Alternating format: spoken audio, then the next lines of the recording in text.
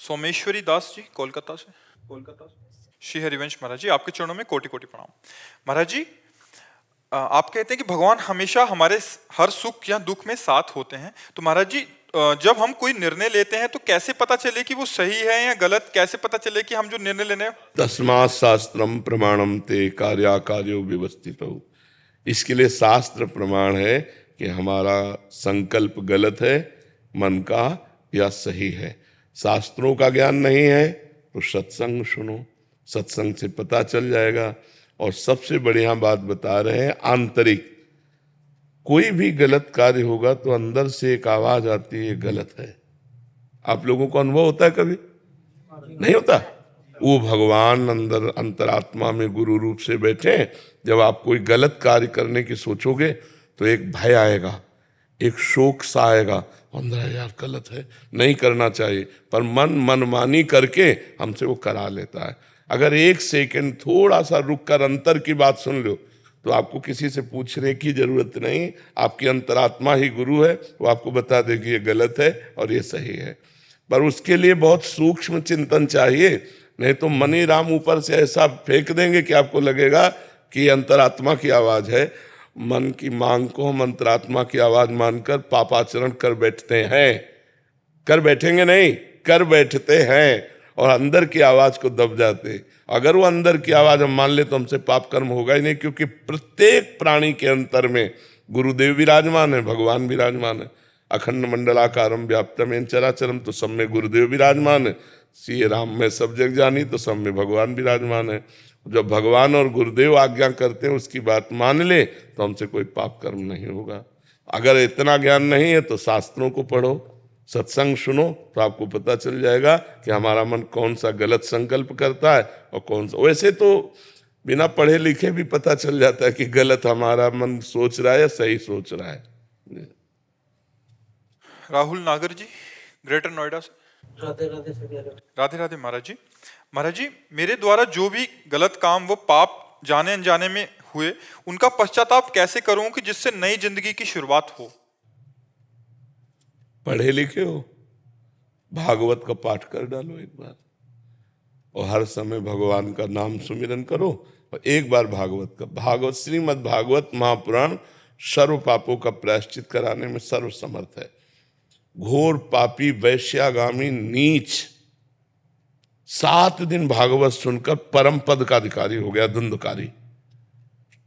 स्पष्ट कलयुग में परम पद प्रदान करने के लिए भागवत गरज रही है। यदि आप संस्कृत पढ़ लेते हो जी महाराज जी, तो बहुत बढ़िया रहेगा। एक माँ श्रीमद् भागवत गीता प्रेस से खरीद लो और रोज 1 अध्याय 2 अध्याय रोज पाठ करो तुम स्वयं, हिंदी और संस्कृत दोनों का, और पूरी भागवत पढ़ डालो और फिर नाम जप करते रहो, तो आगामी पाप की संभावना नहीं रह जाएगी, पूर्व के सारे पापों का नाश हो जाएगा। और 30 मिनट नाम कीर्तन करो 24 घंटे में, 30 मिनट आधा घंटा ऐसा निकालो जो तुम्हें नाम प्रिय उसका कीर्तन करो। नाम संकीर्तनम यस्य सर्व पाप प्रणाशनम। भगवान के नाम का कीर्तन समस्त पापों का नाश कर देता है। तो भगवान की लीला कथा, भगवान का नाम कीर्तन, भगवान का नाम जप, ये परम पद प्रदान कर देगा। पापों का नाश तो स्वाभाविक हो जाएगा, पाप प्रवृत्ति का नाश हो जाएगा। समझ पा रहे हैं आप? डॉक्टर हर्ष तिवारी जी, फिरोजाबाद से। राधे राधे महाराज जी। महाराज जी, इंद्रियों को वश में रखना सुख का मार्ग कहा गया है महाराज जी, लेकिन जीवन शैली आजकल खान पान कुछ ऐसा हो गया है कि लोग तली हुई विषाक्त खाद्य पदार्थ जैसे कचौड़ी, समोसा, बड़ई, अन्य फास्ट। चलो शुद्ध पदार्थों से बने हो तो ये भी बात ठीक है। पता नहीं कौन सा तेल है, कौन सा घी है, चर्बी है कि क्या है, और कई दिन का सड़ा। बाजार की चीजें तो मुझे लगता है कि परमार्थिक साधक को तो खाना ही नहीं चाहिए, क्योंकि वो बहुत ही अपवित्र और शरीर के लिए भी हानिकारक। वैसे सब लोग पसंद बाजारे का करते हैं, घर की रसोई करना पसंद करके होटल का ज्यादा पसंद करते हैं, गोलगप्पा ये सब दुनिया की चीजें ज्यादा पसंद करते हैं। मैं ना लंदन से आई थी और मैं जब से आई हूँ तब से गोलगप्पे, छोले भटूरे, पाव भाजी ये सब खाने में लगी हूँ, क्योंकि खाते पीते और मैं आपसे यही प्रश्न पूछने वाली थी कि मैं कैसे अपने आप आपने कहा है सत्संग में कि साधक को भोजन कम करना चाहिए। असल बात यह है ना कि जब भगवान की प्राप्ति की लगन लगती है तो नहीं खान पान ते भावे है, नहीं कोमल वसन सुहावे है, सब विषय लगे ते खारा है, हरियासिक का मग न्यारा है। अभी शरीर में है ना, आपको लगता है मैं शरीर हूं, इंद्री मन की मांगे आप अपनी मांगे मान रहे हैं, इसलिए आप इंद्रियों को शासन में नहीं ले पा रहे। अगर थोड़ा सा ज्ञान हो जाए, आप दृष्टा भाव में आ जाए कि तो इंद्रियों की मांग है, मन और इंद्रियां मना कष्टान इंद्रियाणी प्रकृति स्थान कर सती, नहीं मुझे इसमें नहीं जाना। देखो 2 अंगुल की जीभ है, बस इतना ही स्वाद है, और यहां से गया तो सब बेकार है। ले घाटी नीचे माटी, ये घाटी नीचे माटी केवल। और अगर आपको सही बताएं, इनकी प्रक्रिया बनाते हुए देख लो, जलेबी जब बन के प्लेट में सामने आती है, लेकिन वो जलेबी वाला सीरा देखो, उसमें सैकड़ों मक्खी मरी पड़ी है, वो बस ऐसे निकाल दे। अपने घर में जो बनाओ, गोलगप्पा खाना है तो अपने आजकल गूगल से सब आप सर्च करके जान सकते हैं, यूट्यूब से, गूगल से, बढ़िया अपने घर में बनाओ, ठाकुर जी को पहले पवाओ और फिर आप पाओ, तो बुद्धि शुद्ध रहेगी। तो हमें लगता है कि मन को चराने की इंद्रियों के साथ जो आदत है, इसे धीरे धीरे कंट्रोल करें। अनजाने में आप अपने को रोगों का शिकार बनाने की तरफ जा रहे हैं। शरीर में ज्यादा मांस बढ़ना, चर्बी बढ़ना, ये हमारे अवयवों को कमजोर करता है, लीवर, किडनी, दिल, इनको कमजोर करता है। तो हमें तो आपसे प्रार्थना है कि 30-40 मिनट व्यायाम कीजिए, 20 मिनट प्राणायाम कीजिए, और ये सब बाहरी चीजें छोड़िए और सात्विक भोजन कीजिए। तो अभी आपका शरीर जो है ना, वो परमार्थ और स्वार्थ लायक हो जाए। अब अपने शरीर को एक्टिव करना चाहिए, तभी तुम स्वार्थ और परमार्थ लायक। यावत स्वस्थमिदम कलेवरम यावत च दूरे जरा, जब तक हमारा शरीर स्वस्थ है, इंद्रियां बलवान है, तो हम भगवान का चिंतन कर सकते हैं, हम लोगों का उपकार कर सकते हैं, हम कोई क्रिया भी कर सकते हैं। तो इसलिए पिज्जा, बर्गर, आइसक्रीम, ये वो सब ये वेट बढ़ाने वाली चीजें हैं। अरहर की दाल, मूंग की दाल और रोटी, अब ये किसको पसंद आएगा? हर की तुरंत बना के दाल ठाकुर जी को भोग लगा के पाओ तो वो स्वादिष्ट है कि वो स्वादिष्ट है। हमें लगता है जहां तक हो सके, अब जैसे कुछ समस्याएं बच्चों की, बाहर पढ़ते हैं या सर्विस करते हैं, अब उनको तो होटलों का खाना ही पड़ेगा, लेकिन हम कहते हैं जिनको भगवान सुविधा दिए हैं, बचो, बाजार और होटलों के भोजन से बचो। पहली बात अपवित्र, और दूसरी बात स्वास्थ्य हानिकारक है, स्वास्थ्य के लिए पक्का हानिकारक है। तुरंत तुम्हारे लिए आटा लगा के नहीं बनता, वो कई कई दिन का आटा जमा होता है लगा हुआ। तुरंत आपको भोजन मिलेगा तो तुरंत आटा थोड़ी लगाया है, तुरंत दाल थोड़ी उबाली, कब का है। आप बासी खाना पसंद करेंगे तो तमोगुण बढ़ जाएगा, भजन में वृत्ति नहीं रहेगी। तो भोजन सुधार तो भजन सुधार हो जाएगा, भोजन सुधार तो हमारे कर्तव्यों का पालन करने की क्षमता आ जाएगी। और ये आप कहते हैं जो बना रहा है उसके विचारों का भी बहुत प्रभाव पड़ता है, बहुत प्रभाव पड़ता है। वो गलत विचारों का तो वही प्रभाव। बिल्कुल, जब आप भोजन पाएंगे तो आपके अंदर गलत चिंतन चलने लगेगा। देखो जैसे कुआं है ना, कुआं का जल हमारे लिए जो पौष्टिक परमाणु चाहिए, जीवाणु चाहिए, वो मिलते थे। कुआं का पानी अब तो गया कुआं। देखो कलयुग का कैसा प्रभाव। मटके से भी, मटके में पानी डाल दो तो वो भी शुद्ध हो जाता है। हाँ शुद्ध हो जाता है, क्योंकि रज में ऐसी क्षमता। जल का दोहन भी बहुत लोग कर रहे हैं, बर्बाद कर रहे हैं। तो इसके लिए लताएं कटने के कारण जो वर्षा का अधिक हमको चाहिए पानी, वो नहीं मिल पा रहा है। अगर लताएं, हमारे वृक्ष लगे ना, वृक्षारोपण हो, तो कार्बन डाइऑक्साइड नष्ट हो, ऑक्सीजन हमको अधिक से अधिक मिले, और उससे वायुमंडल भी शुद्ध होता है और बादल भी बनते हैं, जिससे वर्षा होती है। जहां वृक्ष अधिक होंगे वहां वर्षा अधिक होगी। जैसे कई ऐसे वृक्ष वाले स्थान हैं जहां बहुत अधिक वर्षा होती है, और अब वृक्ष लोग काट डाले। पहले तो कलयुग का प्रभाव, जो आम के बड़े बड़े पेड़ होते थे, वो सब बड़े बड़े पेड़ तो सूख गए, और ये वर्ण संकर आम चले हैं। इतना बड़ा पौधा, इतने बड़े आम लगे, नहीं चढ़े। अब ऐसे वर्ण संकर चले, जैसे विशाल वट वृक्ष है, विशाल पीपल का वृक्ष है, आम का वृक्ष है, नीम का वृक्ष है। ये हमारे प्रकृति के लिए बहुत आवश्यक है। हमें लगता है सबको एक एक वृक्ष लगाना चाहिए। महाराज जी लगा भी दो ना तो लोग काट जाते। अपनी जगह में लगाओ तो लोग क्यों काटेंगे आगे? अपने आंगन में लगा अपने घर में लगा सकते हैं। हाँ, बहुत। नीम का पेड़ एक औषधि समझो। नीम का पेड़, उसके जो फल गिरते हैं उससे जो गंध होती है बहुत रोगों को नष्ट करने वाली होती है। नीम की जो वायु आती है वो शरीर के लिए सुखद होती है। नीम की छाया में बैठना लेटना, ये बहुत, गांव में तो ऐसे ही जग जाते थे, और अब तो दर्शन नहीं, खिड़की खोलो तो आसपास सब फ्लैट ही फ्लैट नजर आते हैं, वृक्ष तो नजर नहीं आते हैं। रोहित त्रिपाठी जी मुंबई से। महाराज जी, आपके चरणों में कोटि कोटि प्रणाम। हे गुरुदेव, जैसे त्याग, विरक्ति और उपरति में अंतर होता है, उसी प्रकार क्या श्री जी की दया, कृपा और करुणा में भी कोई अंतर है? श्री जी की दया, कृपा और करुणा। दया होती है अनुकूलता, और कृपा होती प्रतिकूलता, और पतित के ऊपर करुणा होती है। सबसे ज्यादा लाभ तो पतित लेता है। जो अपने को दीनहीन पतित समझता है वो करुणा का अधिकारी होता है।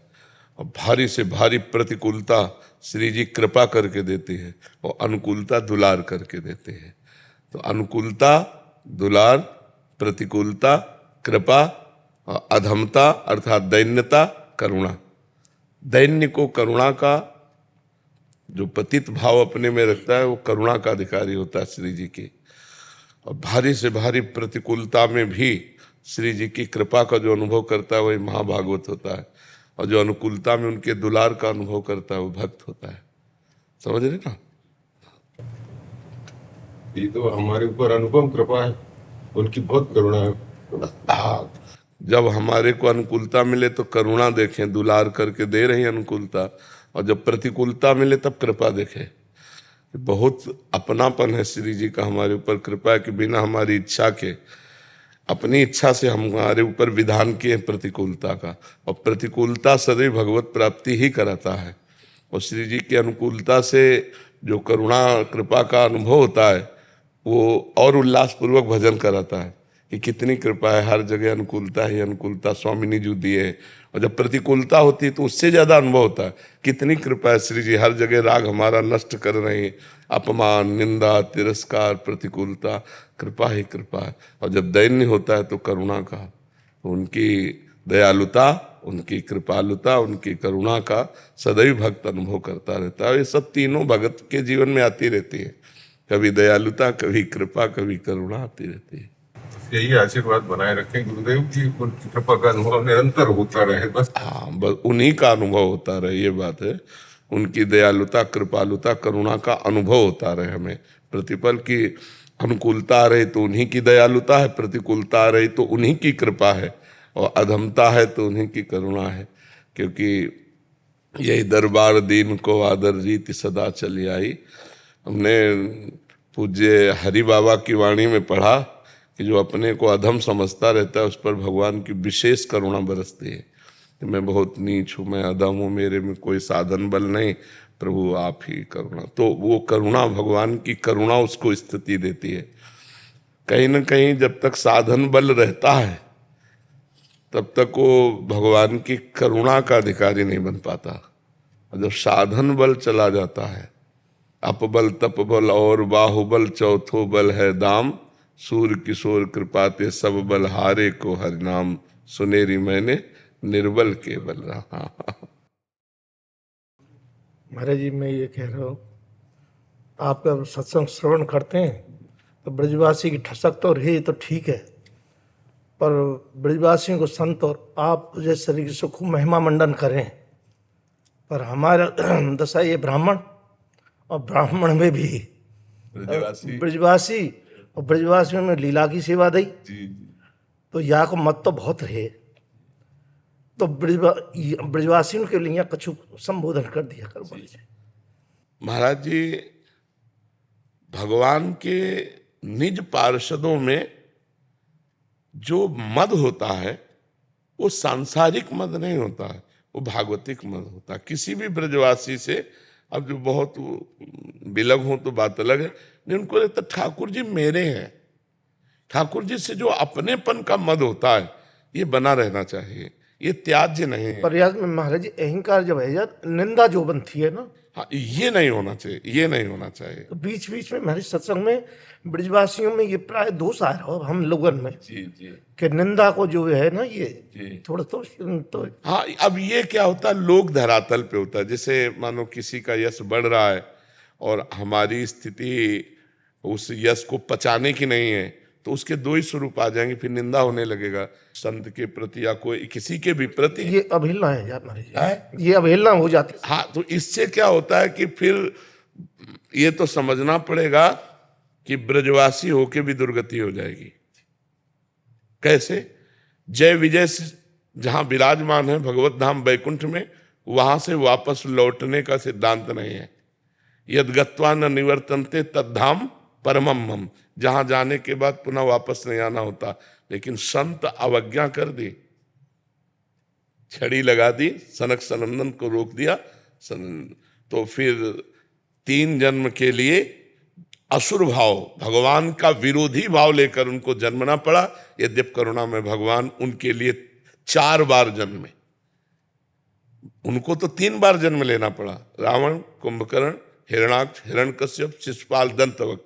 भगवान को श्री राम के रूप में रावण कुंभकर्ण का उद्धार, और हिरणाक्ष को भगवान ने वाराह रूप से मारा, और हिरण्यकश्यप को नरसिंह रूप से मारा। 3 हो गए। और शिशुपाल दंतवक्र को कृष्ण रूप से मारा। अगर उनको 3 बार आना पड़ा तो भगवान 4 अवतार धारण किए, तो आना पड़ा। जय विजय से बढ़कर कोई पार्षद नहीं भगवान का। निजी पार्षद संत अवज्ञा के कारण उन भगवान टाल नहीं सके, उनको 3 जन्म के लिए असुर योनि में आना पड़ा। तो हम उस अभिमान को वंदना करते हैं कि मेरो लाला, मेरो ठाकुर, मेरे प्रिया प्रीतम। तो फिर प्रिया प्रीतम के जन प्रिया प्रीतम से बढ़कर प्यारे लगेंगे। ब्रजवासियों को संतजन प्राण प्रिय है और संतों को ब्रजवासी प्राण प्रिय है। इतना भी अंतर संतों के हृदय में ब्रजवासियों के प्रति नहीं। रोज सत्संग में पहले होता है कि यमुना रसरानी रजरानी समस्त ब्रजवासी परिकर के चरणों में कोटिसा प्रणाम, कोटिसा नमन नमस्कार, क्योंकि ये ब्रजवासी भगवान के जन है। अब वो अपने स्वरूप को भूलकर अगर राग द्वेष की वार्ता या राग द्वेष की चेष्टा, तो फिर पतन हो जाएगा। यही होगा, यही वृंदावन में बनना पड़ेगा। निज जन तो बाहर जाएगा नहीं, मान लो ब्रजवासी तो बाहर तो जाएगा नहीं। तो हम लोगों को चाहिए कि श्री प्रियालाल जी ने इतना बढ़िया मानव जीवन दिया है, तो सब में भगवान है और भगवान के अनुसार सब चल रहे हैं। देखो, हमारी मति बहुत छोटी है और भगवान का विधान बहुत बड़ा है। वो जब जैसा चाहते हैं वैसा करवा लेते हैं जिस जीव से। प्रभु आज्ञा जेहि का जस आही, सो ते भांति रहे सुख लाई। अब जैसे भगवान को आपसे तमोगुणी लीला करानी है, तो आपको तमोगुणी बन के रहना पड़ेगा। आपको रजोगुणी तो रजोगुणी रहे, आपको सतोगुणी तो सतोगुणी, और आपको त्रिगुणातीत तो त्रिगुणातीत, क्योंकि सब त्रिगुणातीत नहीं होंगे। नाटक मंच पर एक जोकर भी होना चाहिए, तो एक राजा रानी भी होने चाहिए, तो एक साधु महात्मा भी होना चाहिए। ये भगवान का संसार का नाटक मंच है। तो जो नाटक देखने वाला है उसको तो लगेगा कि ये थोड़ा बुरा आदमी है, लेकिन डायरेक्टर जानता बुरा नहीं है, बुराई का रोल कर रहा है। मैंने इसे बुराई का रोल दिया है, मैंने इसे राजा का रोल दिया है, मैंने इसे साधु का रोल दिया है, और सब अर्थ के लिए रोल कर रहे हैं। तो ऐसे भगवान की माया से सतोगुण रजोगुण तमोगुण, हम किसी की निंदा न करें, हम किसी की अवहेलना न करें, हम अपना काम बना लें। बहुत जन्मों की तपस्या के बाद ब्रज में जन्म मिला, रजरानी का सेवन हुआ, तो किसी की निंदा न करें, क्योंकि निंदा करने से कुछ हाथ लगता नहीं, अपने सुकृत नष्ट होकर गति बिगड़ जाती है। पर निंदा के कीते आवत नहीं कछुआत, मूरख पर्वत पाप को ले चल अपने साथ। और यह कीर्ति जब बढ़ती है किसी की भी, तो अगर सैकड़ों नमन करने वाले होते हैं तो 10-20 तो निंदा करने वाले होते ही हैं, क्योंकि वो भी आदर करते हैं उस यश कीर्ति का। पर वो आदर उनका तमोगुण प्रधान होने के कारण द्वेष में बदल जाता है। अगर राग ना हो तो द्वेष हो ही नहीं सकता। तो वो भी कहीं ना कहीं आदर करते हैं, पर उसका आदर का स्वरूप वो सहन न करने के कारण वो द्वेषात्मक कर बैठते हैं। तो किसी की भी निंदा नहीं करनी चाहिए। ब्रजवासी भगवान के स्वरूप हैं और संत भगवान निज जन है। तस्मित जने भेदा भावान, भगवान और भगवान के जनों में अभेद दृष्टि रहती है। अभी महाराज जी आप परसों ही एकांतिक वार्ता में साधक का दिनचर्या के विषय में चर्चा हो रही थी। हम जो देख रहे हैं राधा केल कुंज का 40 वर्ष पुरानी स्मृति वापस आ रही है महाराज जी। पूज्य वेणु कुंज वाली महाराज जी, पूज्य वेणु कुंज यही दिनचर्या है महाराज जी। ऐसे ही 2 बजे सबको लगा दे और सत्संग जब सूर्योदय हो तो सत्संग का विश्राम हो जाता। जी हाँ, वही हम तो नजर न लग जाए कि राधा केलगंज को किसी कि हम जैसे लोगों की। और ऐसा वातावरण, दिव्य वातावरण आज देखने को प्राय नहीं। 1 मिनट का टाइम किसी साधक को नहीं, 24 घंटे में 1 मिनट। और महाराज सब इतने ब्रह्म, और हम तो पूज्य बाबा की इसकी कहेंगे, हम प्रश्नकर्ता इतने सुंदर प्रश्न नहीं दे सकते जी आप जितना सुंदर प्रश्न करते हैं जी और बड़ी गहराई से। हम प्रश्नकर्ता इतना सुंदर प्रश्न नहीं कर पाएंगे, और उसका समाधान जब यहाँ से होता है तो उसके लिए तो मैं महाराज जी क्या कहूँगा। और ये सब पूज्य भाई जी और पूज्य बाबा की कृपा से है, जो उनकी जूठन मिली है पूज्य महापुरुषों की, वही हम बांट रहे हैं। और सतत महापुरुषों की कृपा से हमारे जन समुदाय को लाभ प्राप्त हो रहा है, लाखों करोड़ों लोगों को। तो इसलिए हमें लगता है कि तो ये है कि सुबह नियम अपना रहता है, तो गुरुदेव ने ये कहा कि लाख काम छोड़ के पर अपना जो नियम है तो वो 8 बजे तक प्राय वो होता है। तो मैं महाराज जी को एक तो प्राकट उत्सव की महाराज जी अग्रिम बधाई कि हमारी आयु लग जाए महाराज जी, आप विराजे रहें ऐसे विराजे रहें जिससे हम जैसे लोगों को कल्याण होता रहे। बालकृष्ण जी। महाराज जी आपके चरणों में कोटि कोटि प्रणाम। महाराज जी, भगवत गीता में एक श्लोक आता है, उसका अर्थार्थ है, जो मनुष्य कर्म में अकर्म देखता है और जो अकर्म में कर्म देखता है वो मनुष्यों में बुद्धिमान है, वो योगी समस्त कर्मों को करने वाला है। महाराज जी इसका आशय क्या है? प्रकृति में हर समय क्रिया होती रहती है। जो अकर्म में कर्म देखता है, मानो आप बैठे हैं कुछ नहीं कर रहे हैं लेकिन कर्म हो रहा है, अंदर देखो हो रहा है ना। मन ये भी प्रकृति का है, बुद्धि ये भी प्रकृति की है, चित्त ये भी प्रकृति का है, अहम ये भी अंतःकरण धर्म है। हर समय क्रिया हो रही है। अकर्म में कर्म, आप कुछ कर तो नहीं रहे, अकर्म है बाहर से, लेकिन अंदर से देखो हो रहा है ना, हो रहा है। स्वीकृति है कि नहीं? हो रहा है ना। एक क्षण भी कोई बिना कर्म किए नहीं रह सकता। ये हुआ अकर्म में कर्म। अब कर्म में अकर्म ये कहाँ हो रहा है? प्रकृति में हो रहा है। तुम कौन हो? परमात्मा के अंश हो। तुम में कोई क्रिया हो रही क्या? समझ पा रहे? कर्म में अकर्म, अकर्ता। आप करता नहीं है, गुणानुगुण वर्तनते। प्रकृति में ही क्रिया हो रही, परमात्मा में नहीं। आप परमात्मा स्वरूप हो, आप परमात्मा के अंश हो। तो कर्म में अकर्म और अकर्म में कर्म। बाहर से कोई क्रिया नहीं हो रही, अंदर से प्रक्षण किया हुई। अकर्म में कर्म, और जो क्रिया हो रही वो प्रकृति में हो रही। गुण गुण में बरत रहे, प्रकृति में बरत रही, परमात्मा में कोई क्रिया नहीं हो रही। समझ पा रहे ना? वही यथार्थ देखता है, सत्य विषय यही देखता है। सुदक्षिणा चक्रवर्ती जी कोलकाता से। राधा वल्लभ श्री हरिवंश महाराज जी आपके चरणों में कोटि कोटि प्रणाम। महाराज जी, आशीर्वाद, वरदान और कृपा में क्या फर्क है, अंतर है? आशीर्वाद हृदय प्रसन्न हुआ और तुम्हारे लिए शुभ मंगल कामना की। वरदान तुमने तपस्या की, साधना की और मांग की, उसकी पूर्ति हुई। और कृपा भगवान की तरफ से अहेतु की होती है, इसमें कोई हेतु नहीं होता है। और कृपा का भीषण भी रूप हो सकता है, हाथ पैर भी टूट सकते हैं, आग में भी जलाए जा सकते हो। कृपा का ये भी स्वरूप हो सकता है। कृपा का भीषण और मृद दोनों स्वरूप हो सकता है। कुसुम से भी कोमल और वज्र से भी कठोर कृपा का स्वरूप हो सकता है। लेकिन आशीर्वाद मंगल, वरदान अपनी साधना का फल, और कृपा अहेतु की। महाराज जी, प्रतिकूलता कृपा कैसे हो सकती है? प्रतिकूलता इसलिए कृपा होती है क्योंकि अनुकूलता में बंधता है जीव और प्रतिकूलता में मुक्त होता है। प्रतिकूलता में राग का नाश होता है। जब ऐसी परिस्थिति आ जाए कि आपके पास धन नहीं है और आपका शरीर भी अस्वस्थ है और आपसे कोई बात नहीं कर रहा, ये प्रतिकूलता ही तो है। तब किसकी याद आएगी? भगवान की। जब आपको बहुत प्यार करने वाले हैं, सब खान पान सामग्री है, तो किसकी याद आएगी? दोस्तों की, संसार की, भगवान की थोड़ी याद आएगी।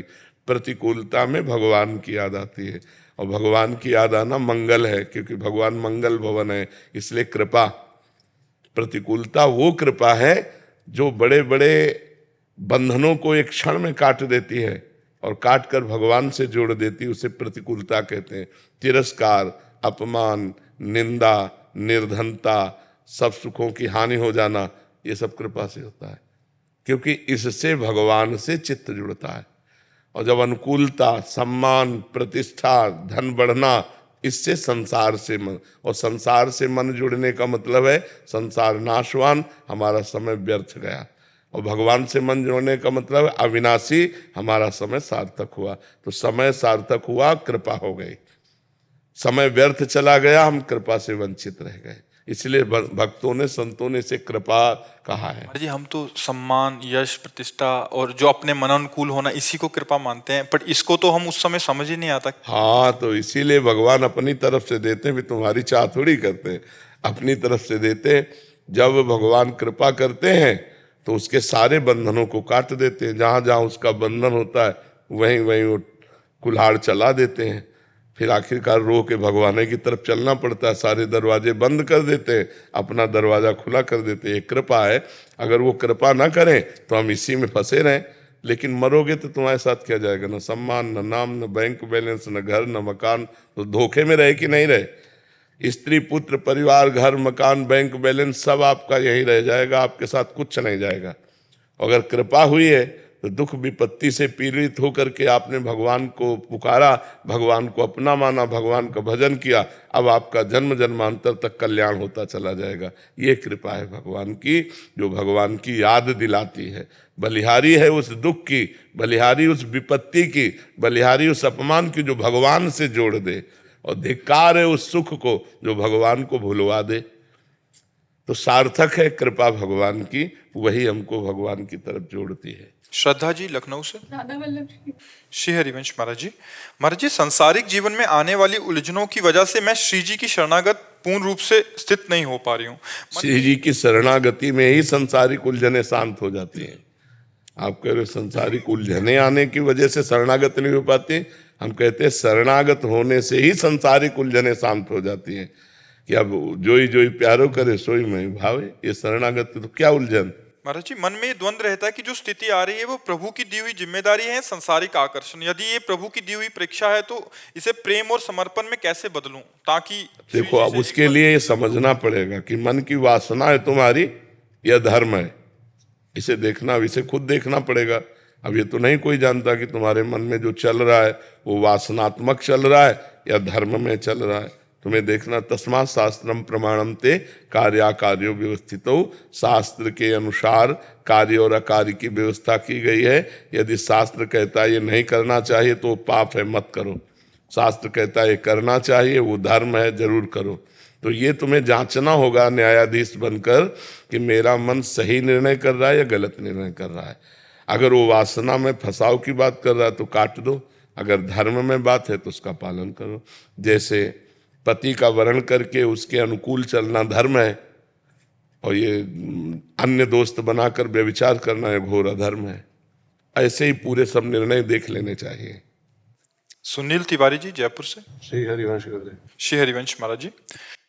महाराज जी, आपका प्रश्न है कि आपके शरीर के धर्म पत्नी और बच्चे दृढ़ भाव हो गया कि वो वृंदावन वास करना चाहते हैं, बट इनके माता पिता जयपुर या राजस्थान में निवास करते हैं। अब ये ऐसे धर्म संकट में वो इधर नहीं आना चाहते, ये उधर नहीं रहना चाहते। हाँ, बात सही, समस्या तो आई गई है। ऐसी परिस्थिति में मैं क्या करूं? श्री जी से प्रार्थना करो, प्रियाजू से प्रार्थना करो, प्रियालाल से प्रार्थना करो कि प्रभु इनकी बुद्धि तो ना बदले, क्योंकि ये बहुत सच्चे मार्ग की बात कर रहे हैं। इनके इन प्रकार धाम में पड़ी भजन के 4 अंग हैं। धाम, नाम, रूप, लीला। लीला चिंतन नहीं हो रहा, रूप चिंतन नहीं हो रहा, नाम जप नहीं हो रहा, तो धाम में तो पड़े, इनका मंगल हो रहा है। अच्छा, माता पिता अब वो अपनी पूर्वाशक्ति के कारण इधर आना नहीं चाहते, नहीं तो उनको जरूर आना चाहिए, क्योंकि यहाँ आने से उनका परम मंगल होगा। नहीं कुछ करेंगे, धाम में पड़े, भगवान की कानों में चर्चा पड़ रही, जय जयकार सुनने को मिल रहा है, कहीं ना कहीं तो कथा वार्ता होती ही रहती, नाम की, ये तो परम पावन धाम है। तो भगवान से प्रार्थना करो कि माता पिता की बुद्धि बदल दें। पत्नी और बच्चों का तो बहुत सुंदर निर्णय धर्ममय है। माता पिता का मोह वशात पूर्व संस्कारवश उनको अपना जन्म स्थान, वो अपना कर्म स्थान यही पवित्र रखता है। अब इनको दीवालों को छोड़कर मैं मोह का कारण, तो इसलिए भगवान से प्रार्थना करो। इससे क्या गुरुदेव, अकेला ही बेटा हूं मैं, तो मतलब माता पिता को भी नहीं छोड़ा जा सकता, बिल्कुल बिल्कुल ठीक बात है।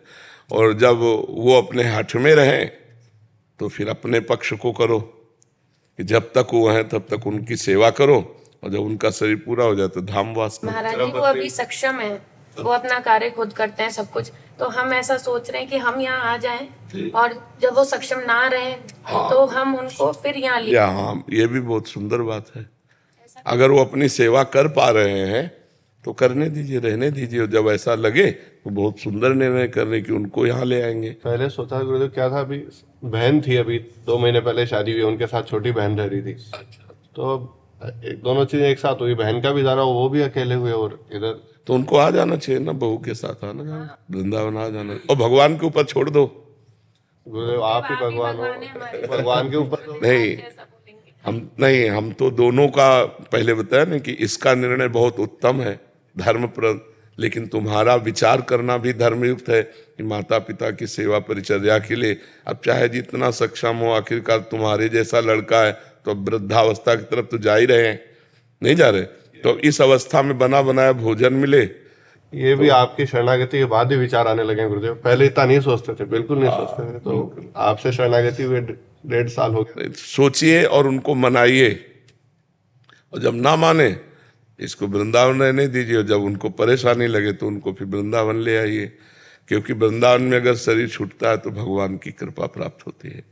कैसा भी पापी अगर वृंदावन में शरीर छोड़ दे तो उसका कल्याण हो जाएगा, पक्का समझ। धाम है ना, जैसे काशीपुरी है, भगवान की पुरियों में शरीर छोड़ना, भगवान के धाम में शरीर, ये बड़ा मंगलमय कार्य है। तो तुम्हारे माता पिता को ये करना चाहिए कि धाम का आश्रय लेना चाहिए। के लिए गुरुदेव एक छोटी सी फैक्ट्री चलाता हूँ जयपुर में। हाँ, कोई बात नहीं, कोई बात नहीं। जैसे भगवान, मान लो आप फैक्ट्री चलाते हो, कोई कोई तो रिक्शा चलाता है, अपने जीवन जीने के लिए वृंदावन वास करते हैं रिक्शा चला के।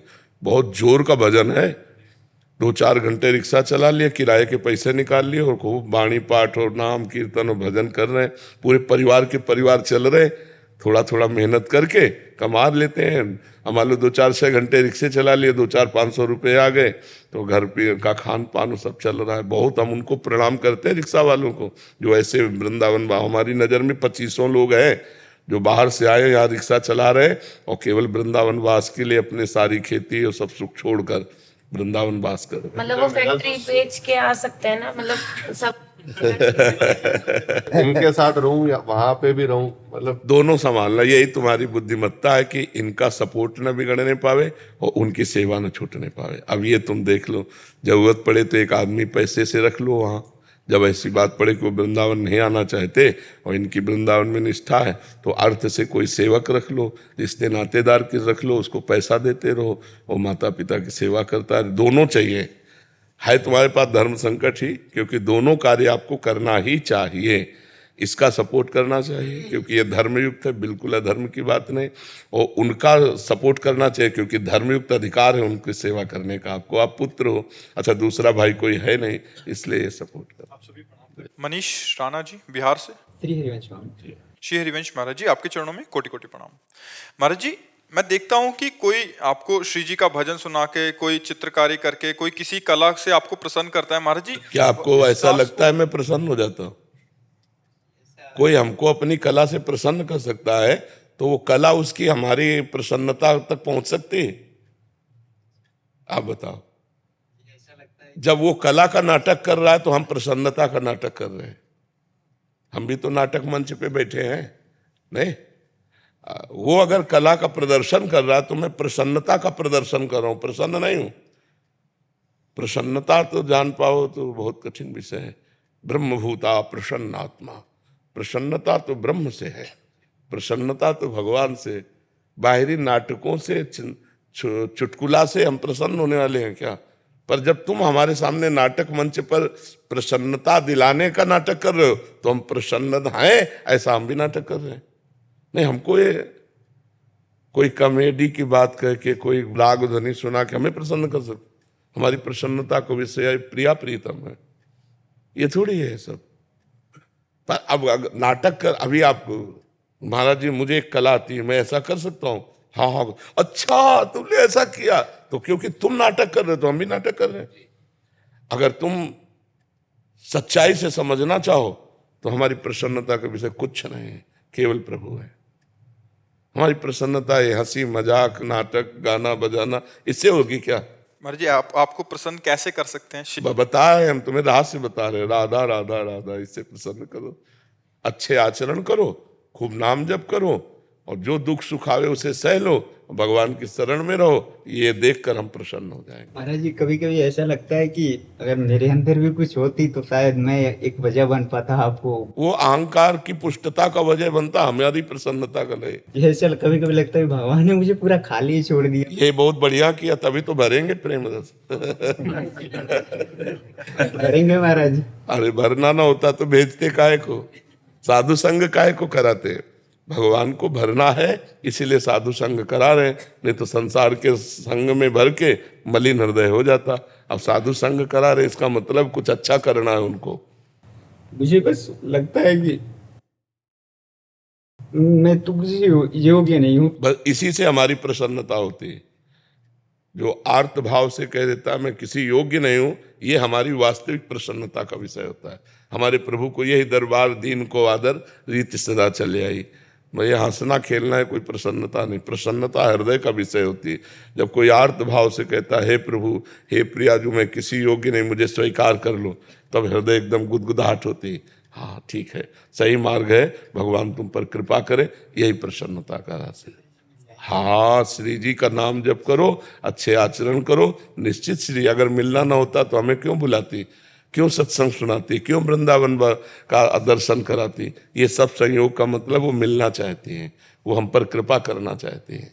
महाराज जी ऐसे जो आपके जो शरणागत हैं उन पे आप प्रकट में आप कुछ भी रिएक्शन नहीं करेंगे महाराज जी? कुछ भी प्रकट में आपका वो नहीं होगा, उदासीन रहेंगे वहाँ, ताकि उसको उस चीज का भी अभिमान? हाँ बिल्कुल बिल्कुल। अब जैसे मानो वो नाटक हंसाने का कर रहा हूँ, हम हंस नहीं रहे, नहीं, वो हंसाने कर रहा हूँ, हम हंस रहे, तो इससे लाखों प्रसन्न हो गए। उसका भी नाटक हो मेरा भी नाटक, दोनों मिलकर के कितनों को खुश कर दिया, नहीं खुश कर दिया? हम संसारी लोगों को महसूस होता है कि आप खुश है। हाँ, ये होता है बकाया। सच्ची मानो तो हमारे अंदर की दशा जो देखोगे तो तुम्हें समझ में आएगा, इनको कोई खुश नहीं कर सकता, प्रिया प्रीतम के सिवा कोई नहीं खुश कर सकता। हर समय रोता रहता है हृदय, हर समय हृदय। कैसे तुम्हें बताएं, न बात करना अच्छा लगता है, न लोगों से मिलना अच्छा लगता है, फिर भी लोगों से मिलते हैं, बात करते हैं, हंसते हैं, बोलते हैं, किसी को जानने नहीं देखते। तुम तो जरा सा कह के रो गए, अगर अभी हम शुरू हो जाए तो आंसू नहीं बंद होंगे, बस हाय हाय मच जाके लगेगा बंद करो हम जा रहे हैं, तो हम अपने कर्तव्य से फेल हो जाएंगे, इसलिए चुप शांत बैठे हैं। जब किसी कोई अच्छा शाबाश बहुत सुंदर गाया वाह, और यहाँ का हम गाना सुनते हैं क्या? हमारा जो श्रवण है, श्रवणेंद्रिय है, वो दूसरी जगह लगी है। गावत सुंदरी हरि सरस धमार, पुलकित खग मृग बहेत नवार। प्रिया प्रीतम गान कर रहे, खग मृग पशु पंछी मौन परम हंस की तरह सुन रहे। अद्भुत वृंदावन, अद्भुत तेजो में प्रिया, वहां हमारा मन है। तो जैसा जब भगवान अवतार लेते हैं, उनको कुछ कर्म चाहिए क्या, उनको कोई फल चाहिए क्या? वो भी कर्म करते हैं, वैसे ही लीला करते हैं भगवान। तो हम लोग भगवान के दास हैं, वैसे ही कोई चाहता है मैं महाराज जी को प्रसन्न करूं, तो मैं प्रसन्न होकर दिखाऊंगा कि मैं प्रसन्न हो गया। वो संसारी आदमी है, और वो आया है केवल इसी बात के लिए कि मैं इनको प्रसन्न करूं। तो हम अनजाने बन करके उसके सामने ऐसा रोल करते हैं कि मैं बहुत प्रसन्न हुआ तुम्हारी सेवा से, सहज रह लगे। यशपाल सिंह जी मथुरा से। राधे राधे महाराज जी, आपके चरणों में कोटि कोटि प्रणाम। महाराज जी, ऐसा भ्रम या शंका मन में उत्पन्न होती है कि जैसे कि मैं एक गृहस्थ हूँ एवं सरकारी नौकरी करता हूँ, कहीं आध्यात्मिक मार्ग या भक्ति मार्ग पर चलने से अपने पारिवारिक व राजकीय दायित्व पूरा करने में समस्या ना आ जाए। नहीं, बहुत बढ़िया होगा, आपका तो बहुत छोटा पद होगा। अम्बरीश जी चक्रवर्ती सम्राट थे, भागवत में पढ़कर देखिए। मतलब आप एक प्रांत का पद होगा, वो तो पूरे चक्रवर्ती सम्राट राजाओं के ऊपर भी महाराजा बादशाह अम्बरीश जी और भगवान के महान भक्तों में सर्वश्रेष्ठ, मतलब दुर्वासा जी फेल हो गए उनके आगे, उनकी भक्ति और की महिमा के आगे दुर्वासा जी का तप फेल हो गया। अगर भक्ति अपने कर्तव्य से च्युत करती तो फिर ये कैसे हो सकता था। भक्ति और बल देती है, अपने कर्तव्य पालन में और प्रवीणता देती है। ये बात हमको समझनी होगी। हम माँ से ऐसे माँ समझकर प्यार करते हैं, लेकिन जब भक्ति संबंध से प्यार करेंगे तो माँ को भगवान समझकर प्यार करेंगे। पिता को ऐसे पिता मानकर प्यार करते हैं, और जब भक्ति भावना आएगी तो पिता को भगवान समझकर प्यार करेंगे। अभी राजकीय विभाग को राजकीय विभाग मान के कर रहे हैं, फिर आप भगवान की पूजा मान के करेंगे कि मेरी यही कर्तव्य पूजा है जो भगवान ने मुझे विभाग दिया है। नाम जप कर रहे हैं और धर्म पूर्वक अपने कर्तव्य का पालन कर रहे हैं, और परिवार का भगवान के भाव से पोषण कर रहे हैं। बहुत बढ़िया भक्ति तो बहुत बढ़िया जीना सिखाती है।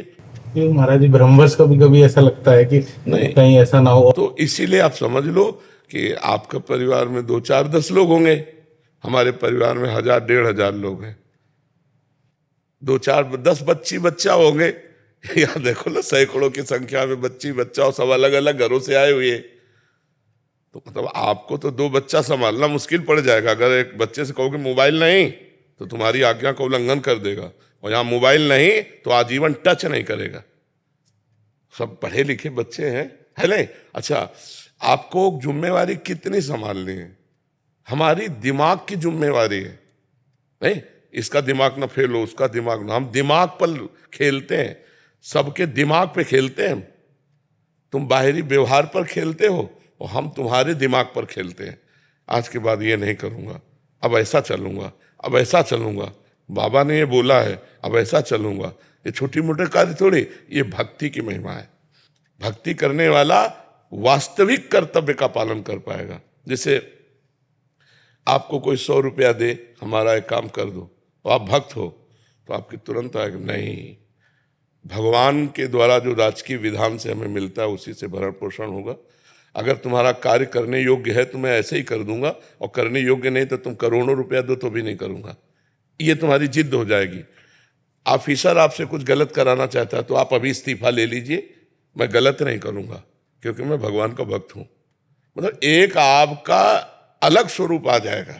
अभी एक नौकरी छूट गई तो जीऊंगा कैसे, तो फिर आपके अंदर आएगा कि मैं भगवान का जन हूं, गलत नहीं करूंगा। अच्छा, भीख मांग के खाना पड़े, गलत नहीं करूंगा। ये भक्ति आपको पुष्ट कर देगी, निर्भय कर देगी, निर्लोभिता, कर्तव्य पालनता। भक्ति बहुत बड़ा सद्गुण है, कर्तव्य का पालन। अगर हमें भगवान ने कर्तव्य दिया तो हम आपको भगवान मानकर, मेरे भगवान इतने रूपों में आए, और उनसे प्रेम से बात करते हैं, जो भगवान बुलवाते हैं उत्तर दे देते हैं। अपने अपने कर्तव्य का सम्यक रूप से पालन भक्ति सिखाती है। भक्ति कर्तव्य छुड़वाती नहीं है, भक्ति पुष्ट करती है। और भक्ति के पुत्र हैं ज्ञान और वैराग्य, ये भक्ति के ही पुत्र हैं। तो जितने ज्ञान से आपका काम चलना है, जितने वैराग्य से आपकी भक्ति पुष्ट होनी, उतने ही भगवान देंगे। गृहस्थी ना एक से एक महान भागवत, एक से एक महान भागवत, मतलब एक से एक महान भागवत गृहस्थ में हुए। हमें लगता है विरक्तों से ज्यादा गृहस्थ में महाभागवत हुए। भक्तमाल अगर पढ़ी जाए तो विरक्तों से ज्यादा गृहस्थ महान उत्तम स्थिति को प्राप्त हुए। पर बहुत जोर की भगवान की भक्ति उनके हृदय में। चीदर चिदरानी जी नाम के एक भगत भक्तमाल जी में आते हैं, तो पीपा जी और सीता सहचरी जी उनके यहाँ दर्शन करने गए, उनकी भक्ति की महिमा सुनकर। उनकी हालत ये थी कि संत जन आते रहते थे तो सब, तो अर्थ नहीं रह गया था, घर में खाने को नहीं रह गया था, दरवाजा खिड़की नहीं रह गए थे, वो भी उखाड़ के बेच चुके, संत सेवा कर चुके थे। अब जब पीपा जी सीता सहचरी आई तब चीदर जी अपनी पत्नी से, चिदरानी जी से कहा, आज संत भूखा जाएगा क्योंकि कोई उधार देगा नहीं और घर में कुछ है नहीं जो बेच दे। तो आज हमारा नियम टूट जाएगा कि संत कभी भूखा दरवाजे से नहीं जाना चाहिए। और इतने बड़े संत पीपा जी सीता सहचरी, तो उनकी पत्नी ने जानो क्या कहा, भूखे नहीं जाएंगे, हमारा एक वस्त्र है शरीर में, कुछ देखने लायक है, मतलब थोड़ा ठीक है। क्योंकि चीदर जी की तो फटी द्रुपटी धोती लपटी हुई थी तन में, उन्होंने अपना वस्त्र उतार दिया और कहा बाजार में बेच दो,